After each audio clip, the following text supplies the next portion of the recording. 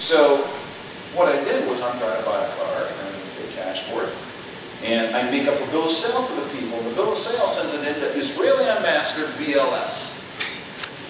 And I give that entity an address and have them sign off on the bill of sale. And then when I go to get the plates for it, I leave it out there. And the lady says, "Is this the name you wanted in?" I said, "Yeah." Here comes registration in the name of Israeli Ambassador BLS. And I lose the title. I go down there, I say, "I need a replacement title."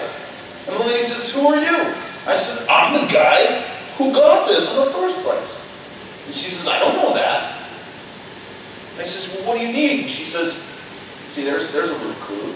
Try and just cooperate with the government people, right?" She says, "I need a piece of paper that says that you can do this." Oh, okay. I go across the street to the Kinko's. I bring the computer. I sit down. I go, "Israeli Ambassador BLS." These big letters at the top. These small letters in parentheses. I said, "And blood trust. This matter comes before the trustees on the issue of allowing Barry Leonard Smith to procure a replacement title for one 1981 Mustang. It's been determined that it's in the best interest of the trust to allow him to do that. The trust will reimburse him for whatever fees he spends. Done this something date of," and then down below, I signed off as a trustee. So I'm back in less than about 5 minutes, and I lay on our desk. I go, "Will this do?" She's like, "Yeah." Here comes the replacement title. So, you know, I still haven't owned my first thing, you know, since I started doing this. It's like, what do I want to own it for, man? I'll just take it. You know. All right, so here's another trick. One of my early mentors when I was first starting to do this was a chiropractor, and he had a little practice running there in his house. And people would get ready to write him a check, and they'd say, "Who do I make this to?" And he'd say, "Just leave it open." Oh, okay. So they leave it open. Time to pay his rent. He sits there and he writes in landlord, landlord, landlord, landlord, on enough checks until it totals up to his rent. He makes a photocopy of them, of course. Pays his rent. He just turned their checks into bearer checks, right? Just long enough to send it over there. So that's another clever way to keep that out of there. Let's see here. Yeah. In Proverbs 14:16, a wise man suspects danger and cautiously avoids evil, but the fool bears himself insolently and is presumptuously confident.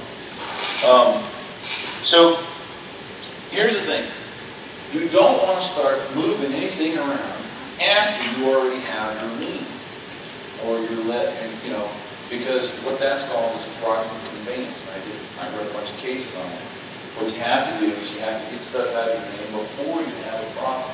And don't be trying to get out of paying your debts by doing that either, because what they'll do is they'll come in and say that was a fraudulent conveyance, and they'll set it on the side and take what they get and use it to pay your debts. So let's see what else. So it's been proposed by my friend Bill Drexler, who is a 70-year-old semi-retired attorney, I guess, that what you do is you move all your stuff into a holding corporation. He doesn't like trust that much. He feels like the IRS has their trust-busting group, and that's one of their favorite things is to go after trust. So he says, here's what you do: you get the maiden name of the wife, and you make her president, and then you only act as the secretary. And then you move all your stuff into the corporation and leave that in your name. Let's see. Okay. Revelation 18:4. I heard another voice from heaven saying, "Come out of her, my people, that ye be not partakers of her sins, and that ye receive not of her plagues." In Proverbs 10:8 it says, "The wise in heart will accept and obey commandments, but the foolish of lips will fall headlong." So here's a commandment: come out of her, my people. So now, if we're going to obey this command, there are some things we got to figure out. First, we got to identify Babylon. We got to figure out, well, where is it that we got to come out of, right? And then we got to figure out how we're in her, right? I mean, it's obvious that we're not literally in Babylon. Babylon must be some type of figurative thing, something like this room, we're in the room. And then the last thing is to take steps to come out. I had a revelation. In Revelation 13, 16 through 17, it says about the Antichrist. Also, he compels, or in the King James it says, causes all, both small and great, both rich and poor, both free and slave, to be marked with an inscription stamped on the right hand and on the forehead, so that no one will have the power to buy or sell unless he bears the stamp, mark, or inscription, the name of the beast and the number of his name. And let's just track on this Social Security number. How many of you remember seeing the Social Security card that says not for identification? And now we have totally flipped that thing, and everybody wants that damn number. Right? I guess, since I'm running out of time, I got to tell you this.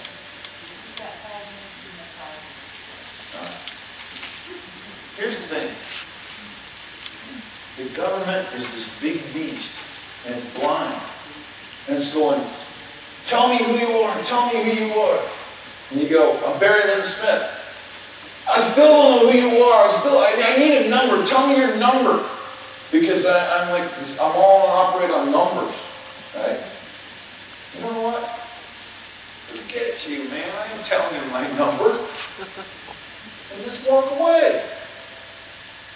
I've come to the conclusion that anybody that wants my Social Security number is my enemy. Because they're all trying to drag me in. We give him the number, he's going to grab on and start trying to do things to me.